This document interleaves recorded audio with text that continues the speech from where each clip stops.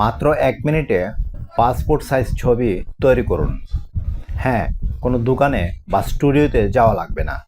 আপনার হাতে থাকা স্মার্টফোনটি দিয়ে আপনি নিজেই প্রফেশনাল মানের যত খুশি পাসপোর্ট সাইজ ছবি তৈরি করে নিতে পারেন। ভিডিওটি শেয়ার করে আপনার টাইমলাইনে রেখে দিবেন, কারণ কখনো কাজে আসতে পারে। ওকে, আমি ক্রোম ব্রাউজারটি ওপেন করছি। আমি কম্পিউটার থেকে দেখাচ্ছি, আপনি মোবাইল থেকে ক্রোম ব্রাউজারটি ওপেন করবেন।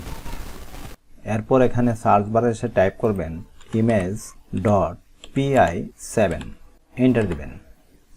মেক পাসপোর্ট সাইজ ফটো, এটিতে ক্লিক করবেন। এরপর আমি যে ছবিটা পাসপোর্ট সাইজ ছবি তৈরি করতে চাই সেটি সিলেক্ট করে দিতে হবে। এই সিলেক্ট ইমেজে ক্লিক করে আমার ছবিটা যে লোকেশনে আছে সেটি সিলেক্ট করে দিতে হবে। ওপেনে ক্লিক করব।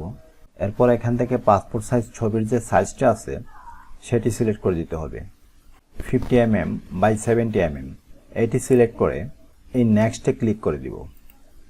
এরপর ছবিটাকে এখান থেকে অ্যাডজাস্ট করে নিয়ে যতটুকু পর্যন্ত আমরা পাসপোর্ট সাইজ ছবি তৈরি করব ততটুকু অ্যাডজাস্ট করে সেভ এন্ড নেক্সট। এরপর এখান থেকে আপনি চাইলে আপনার ছবির ব্যাকগ্রাউন্ডটা চেঞ্জ করে নিতে পারেন। আপনি এখান থেকে এভাবে ব্লু করে নিতে পারেন। দেন ডাউনলোড, A4 সিলেক্ট করে এই ডাউনলোডে ক্লিক করে দিবেন। ডাউনলোডে ক্লিক করার সাথে সাথে ফাইলটি কিন্তু ডাউনলোড হয়ে গেছে।